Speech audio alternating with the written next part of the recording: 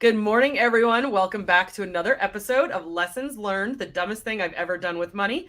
My name is Suzanne. I am the head coach at Grace Financial Coaching and your host for our show. And I'm super excited to welcome my friend Loison Kast today. Loison is a life coach and a business strategist, as well as a retired Army infantry combat veteran. Loison supports individuals and organizations in the process of self-realization, which is defined as the fulfillment of one's own potential. Loison believes and imparts on his clients that our best days, our best times, and our best selves are all yet to come, and we have much more power, influence, and control over our lives than we believe. And I also believe that. Hey, Loison, what's going on? Hi, that was quite a buildup. I know. Like we should have like angels singing or like confetti coming from the sky after something like that. I'm gonna get doves. I think I'm going with doves. Yeah, that's a good idea. I like that. And then you can train them to come back, so they're reusable. Yes, you are a genius. We are geniuses. All right. Well, after that big introduction, tell us about your coaching practice and how you help these people with this self-realization thing. Well, the cool thing about what I do is I really don't have a niche. Am I saying that right? Is it a niche? Yeah, is it an itch? Is it a niche? Yeah, niche? Yeah, that thing. I mean, one of my very first clients was somebody that was struggling with some suicidal ideation and some pretty significant mental health issues. And over the course of 12 weeks, give or take, we managed to get him through that.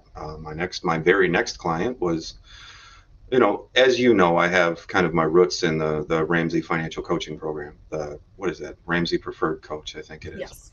And so the next individual that I worked with was a money thing, and money is math and math is logic. So I knew that wasn't the problem because math is relatively simple. And turns out there were some other underlying things as could well be expected. I'm not going to discuss them in detail just because confidentiality, but. And I'm currently working with a lady who is kind of on the other side of a tumultuous and tenuous relationship, we'll say. And she has, there are at least 4 occasions that I can recall where she would bring up a question or a concept or even a challenge for both of us to participate in. And I just kind of sat back and said, who's coaching who? Like, did we just... Wait, why do I have homework? You're supposed to have homework. Right? But, so it's always been a little bit difficult for me to find the words to describe what I do that are significant to describe it. I basically create a space where there's no judgment, and it's full of love, and it's full of possibility, and it's full of hope. And that might sound corny, but when you compare that to everyday life, it's kind of like hanging out with a unicorn. And in that space, some pretty miraculous things have happened. So unfortunately, that's the best I'm going to be able to do to describe what it is. I think we have a good takeaway. I mean, I'm just picturing you with a giant horn coming out of your hat there. So that kind of sums it up. It can go along with the doves, right? Yes. Unicorns and doves, perhaps a rainbow somewhere. Definitely. And a pot of gold. Tracy says, at least it's only one horn. That's true. If we had 2 horns, we could give you a whole variety of things. Hey, I know her. Hi. So tell us a little bit more about the self-realization part of it, because, I'm a financial coach. I just finished saying to one of my clients last night, half of what I do is therapy, counseling. It's pulling out the why behind the math and the logic that you referred to earlier. Because the problem is usually not math. It is usually not, I'm doing 2 + 2 = 5, and I don't know why that's not adding up. It's usually not that. It's usually, why do you think 2 + 2 can equal 5 when it's going to equal 4? We got to figure out the basic. We got to figure out the first part of the problem before we can figure out the solution. So I'm interested in the self-realization part of it. Instead of what people have been struggling with, what do they walk away with when you are I don't want to say done with them, but when they have worked through your program, what do they walk away with from on the self-realization side? Just a better idea of who they have the potential to be. It's not necessarily so.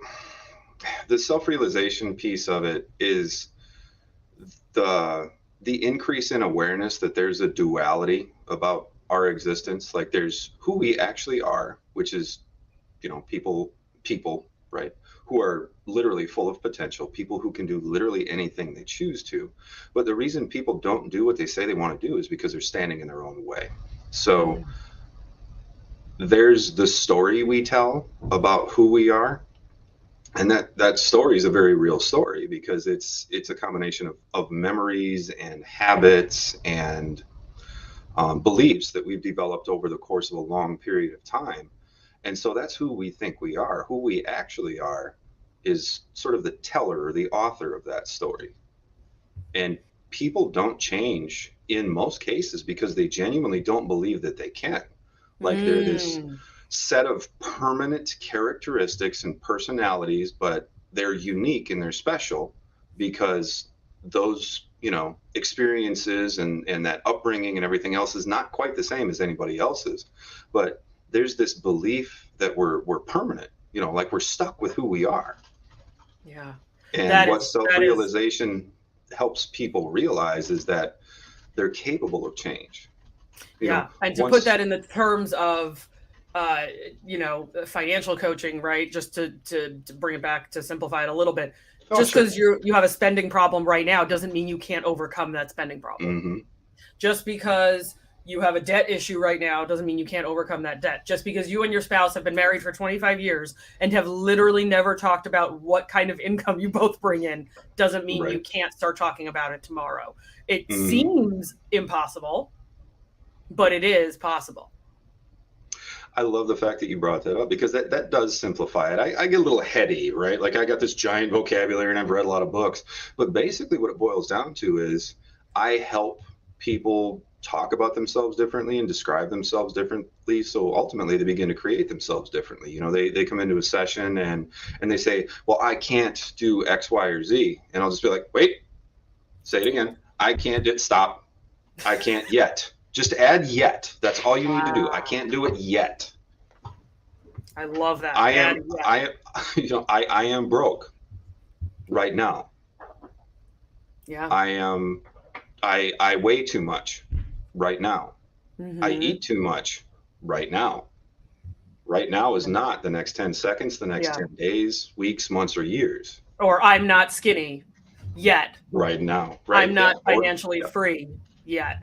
Yeah, I love that. Oh, that's such a great way to look at it. That's fantastic. So before you turned into this unicorn of a coach, I'm guessing you did some stupid things with money. Otherwise, you probably wouldn't be here. That is what we're here to talk about. And it completely showcases pretty much everything we've talked about to this point. So tell me, the reason for this show is that we all do dumb things with money, right? Not just you and me, not just the people watching right now. We all do dumb things with money, and we can and have overcome those things. However, it's a lot of fun to talk about what the stupidest one was. So, Loison, what is the dumbest thing you've ever done with money? Well, to sum it up, I paid $27,500 for an SUV that was worth about 17. Ooh, ouch. How did that happen? I'm glad you asked. So, got an old Jeep because I was in an area that I wanted to make sure I could get through, through the snow, through the weather in the winter because I needed to go to work that way. So I thought, 4x4. And these old Jeep inline sixes are very reliable. So I picked one up. And it worked for a while. And then it didn't. It just basically conked on us. So I knew that I needed to purchase a new vehicle. So, not knowing any better, I went down to the dealership and I ended up purchasing a base level sedan, and it was the payments were reasonable, right? And I had a decent down payment, and I could do it in cash. I didn't have to leverage credit cards or anything like that, and everything was good to go. I was set to pay that thing off in, between 4 and 6 months, I was working for the State Department of Corrections at the time, and overtime was readily available. So I could literally create money as long as I was willing to put in work. Nice. Inspired by my boldness, my wife got a much better deal on a much better vehicle that was the same make and model. It just had lots more bells and whistles. It had leather, and it had the nav system, power windows and power this, and it had a sunroof and a moonroof and a sky roof. I don't know. It had no roof. Anyway. No, I'm kidding. Well, it had a lot of things, and even though it was a little older than mine, and it was, had a few more miles, it was a lot nicer than mine. Yeah. And she kept encouraging me to drive it, and I would do it, and I got in, and I was like, oh. And the longer this went on, the more I was like, you know what? I deserve something better. I deserve what I want. What I want. Now, mind you, I had taken the liquidity that I had in cash and put it toward this sedan. Okay. So somehow I talked myself into going back to the dealership, and I ended up driving this SUV and kind of falling in love with it a little bit. And then we spent 2.5 to 3 hours at the dealership trying to figure out how I was going to be able to make these payments work. So I maxed out 2 credit cards. I used yep. And something in my mind kept telling me, you deserve to have this. You deserve to have this. You deserve to have this. And so the value of the sticker price on the Tucson, which is what I ended up buying, was some $16,995 or something like that. One of those wonky auto lot numbers. So it ended up being somewhere around $17,000. The value of the sedan was about $12,000, and I put $2,000 down. So there was $10,000 outstanding, which got rolled into the new loan. So 17 plus 10 is right around 27. Sounds like it. Mm-hmm. So what did you guys, now at this point, we've turned in the older sedan. We have we turned in the slightly newer sedan. We have the older, but the nicer sedan that your wife is driving. Is that accurate? Yep. And then you're driving the Tucson.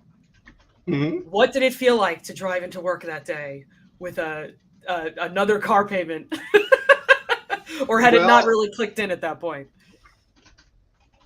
Oh, there was part of me through the entire process that there's a little Jiminy screaming in my ear, and I just kept knocking him off my shoulder. I just, get out of here. I'm going to do what I want to do because I deserve to. And yeah, driving into work was I had the ability to not think about things that are bothering me if I really don't want to think about them. And they're generally things that it's called compartmentalizing. I was just going to go ahead and call it denial, but you're probably right. Yours sounds nicer. Definitely sounds fancier. All right, so we're driving into work, and we're like, I deserved this SUV, and now I have it. And so did that wear off eventually? Or did we have did a switch get flipped? Or did the little guy come back to your shoulder, and you're like, oh, crap, I should have listened to him? What happened? Well, somewhere in there, I think I was already familiar with Dave. Okay. Which in hindsight makes me make faces. But I think pretty much as soon as I did it, I realized that I'd done something foolish. Oh. And closely followed by, I need to learn a lesson from this. There were, as we're paying this thing off, as we're focused on paying this thing off, there were a number of times where my wife suggested that we either sell it or trade it in, just something to alleviate that, right? There were a number of ways that we could have reduced the debt on it, and I chose not to. I said, no, I'm going to learn this lesson as thoroughly as I possibly can. And I think that's one of the, in hindsight, obviously I survived it. Could we have done things a little bit differently during the process? Sure. I could have wiggled my way out from under it and gone out and got a hoopty like Dave suggests, and then just tackled the debt itself. But I kept coming back to, you're never going to do this again, and I'm going to make sure that you never do this again. So it was, what's the term? A little bit of self-flagellation, maybe. Yeah. Glutton for punishment type thing. But I have had people come on this show. One memorable guest said, I typically at this point ask, if you could change what you did, what would you do? And she had gotten into credit card debt as a college student. She goes, I wouldn't, because if I didn't do it then, I would have done it as an adult. And so learning the lesson of even having a $200 or $500, maxed out credit card Hmm. was a lesson for her back as a college student. So if you could go back and change things, would you change them, or would you have allowed yourself to continue learning this lesson? Well, right up until the point that you mentioned one of your other guests, I was firmly in the camp of I would have done things differently. I'm looking back on it objectively because hindsight's always 2020, right? I just would have Right. stuck with the sedan. I would have gotten what I wanted the first time. There were any number of options that I would have had, but now as I'm reflecting on it, maybe I wouldn't either. Yeah, Because there you go. I can guarantee you I will never buy another $17,000 SUV for $27,500 ish. Right. Ish. Never do that again. So maybe she's got a point. Yeah, Maybe I definitely. wouldn't either. Yeah. Maybe I wouldn't either. What was the conversation with your wife throughout all of this? Because obviously we advocate working as a team, whether we're talking about finances, however Mhm. it is in a marriage, right? We're going to advocate working as a team together. So what was your wife's reaction throughout this? I know you said she was pushing you to maybe sell it or trade it in Mhm. again, but what do you think she got out of the experience? That I have a massive ego that if I don't pay attention to it, it kind of causes grief for both of us. For everyone. And well, this also happened at a time in my life where I had literally just discovered coaching, and prior to that, I was just basically running on a tiny little treadmill in a very dark corner of the world, and um, I think she's she's a lot nicer than I am. I think we're equally kind even today, but also even today, I think she's fundamentally nicer than I am. So she would bring it up in a way that sometimes, for all I know, it sounded like it was my idea to start talking about it. I'm pretty sure it wasn't. She's really good like that, but She that's sort of how she it came made you about. think it was your idea, right? So we've never actually gone back and discussed just how she was feeling at the time, but it didn't come up often enough that I was led to believe that it was bothering her, but I'm pretty confident it was. I mean, Yeah. she's looking at it a lot more objectively than I am because I had the feels in the way and she didn't. At one point she was like, that was a really dumb thing to do. And I was like, I know. Well, can we stop learning your lesson? Nope, not yet. I've got to beat myself up a little bit more. Adrian makes an excellent point. You are one lucky man, Loison. Your wife is a saint, Oh, and she's not wrong. she also has another great point. We're two of her favorite coaches. I mean, who could go wrong with the two of us, Oh, right? You're gonna make him tear up, Adrian. So you can. I think this is not only a lesson in what not to do, right, with the cars, it's just in general with the car Oh yeah. situation. Oh yeah. Um, it's a lesson in maybe listening to the little guy on your shoulder, angel, Jiminy Cricket, whatever you want to call him. So if you had listened to the guy on your shoulder, what do you think would have happened? Do you think you would have walked away without the car? Like, did you truly have feelings while you were sitting there of like, I should not be doing this, or was it like buyer's remorse after the fact? No, there were feelings in the moment, and for the life of me, that part of it, maybe I've just chosen not to remember, right? Because I don't like to revisit who I used to be unless I absolutely have to. But yeah, I can remember thinking in a moment of clarity, why are we here?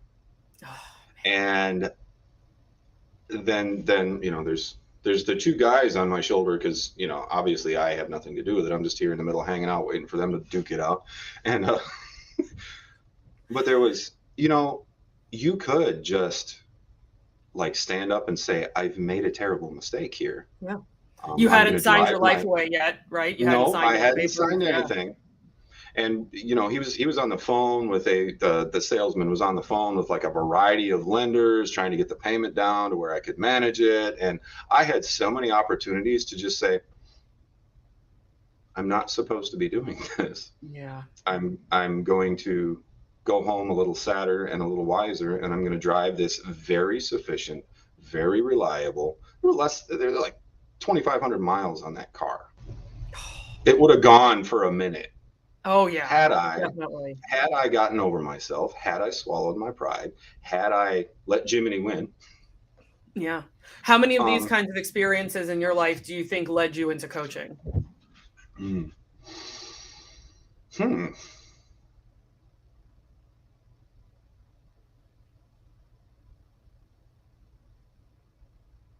Hundreds? Probably several. Probably several.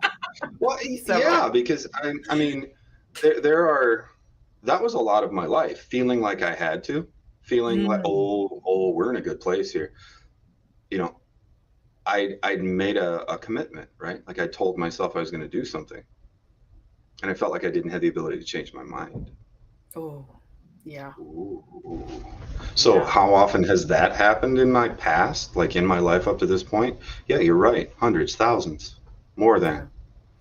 What would you do if It's you had a not client true. in this situation thinking about upgrading the car, not paying attention to the details around it, maybe not listening to their spouse? What would you advise them to do today, knowing what you know now? Well, I mean, I would basically try to work them into the same corner that you sort of worked me into, because then I have the opportunity to ask them when they say, I feel like once I've made up my mind, I can't change my mind. Is it true? Right. Right. Is it really true? Right, What because would it from a mean? logistical standpoint, even if you've signed the paperwork, in certain states, you've still got 24 hours. Yep. I don't know if people know that. I don't know how many states it is anymore, but there are consumer advocacy laws in certain states which will tell you that even if you sign paperwork on something as big as a house, you may have 24 hours to withdraw your signature, depending Hmm. on, again, what state and what the local laws are for you. So even if you have signed your life away, like you said, those 2 to 3 hours that you guys were there, you were waiting, waiting, waiting, waiting, waiting. And most of that time, you hadn't signed your life away yet. But you do it the last second, there still may be recourse. And so maybe the lesson is, even if we have to learn a hard lesson, we could still take the steps to change it. Yep. So that is essentially what I would sort of maneuver, not manipulate. Manipulate's a terrible word, but kind of Hmm. maneuver someone into the position where they had to answer the question: is that true? Like, do I really not have the ability to change my mind once I've made it up? Is it really set in stone? Did Moses come down with this on his tablets? And the answer, of Yep. course, is no. So there, if that's not the case, then there is still time to change it. Mhm. That's And awesome. I love it. I'm just gonna plug coaching in general. It doesn't have to be you, doesn't have to be me. But in a place like that, a coach is valuable. A coach is Yeah. almost invaluable. A coach is potentially priceless, because it's somewhere between hard and impossible to make a decision like that on your own in the moment. And if you can find yourself with someone who is good as we are at what we do, it's a lot easier. Just you feel like you're Yeah. not alone. Yeah. You And I feel tell like my you're clients that. supported. Yeah, I'm usually on an every 2 week schedule with my clients in terms of meetings, but I always tell them in between those 2 weeks, if something is Mhm. happening, if something comes up, for the love of Pete, call me. If I don't pick up the phone, text me, and I will probably text you Yep. back saying, I'm wrapping up with another client and I will call you as soon as possible. I have had people call me. We're recording this in May of 2022. So, post COVID world, I had one client over the last 2 years call me from a dealership in New Jersey. He lived in New York, and he had a $900 Mercedes payment. He lost his job when COVID hit, and the store Oh. that he managed never reopened. And so he called me a month into coaching and said, "I think I finally found someone to buy this car." It was a Sunday. I missed his call. I was in church. And for the rest of that day, we spent on and off the phone for 4 hours, and he got rid of that car. He got rid of that car payment. And that was life changing. I mean, $900 a month to someone who is unemployed is life changing. Yeah. So, Yes. so there's always that opportunity, if you have a coach, to reach out to them in the moment and say, "Hey, this is what I'm doing. What do you think?" And get that feedback, right? Mhm. I'm glad you So, mentioned that, because I build that into my programs these days. But what I don't tell people is I want to be that person. Like I want to be the person that you would call in that situation. yeah. I really do, because it's kind of where I shine. Yeah, I've had people text me from a woman with a shopping spending problem. Talk me out of this mall parking lot right now. Okay. Get me out of here. I can't be here anymore. I can't do this. And so it's a lifeline. It's a phone a friend. That's what coaching can be if you want it to be that for you.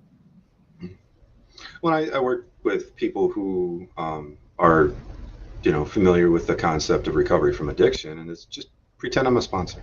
Yes, perfect. I love that. That really Pretend I'm a sums it up sponsor. for sure.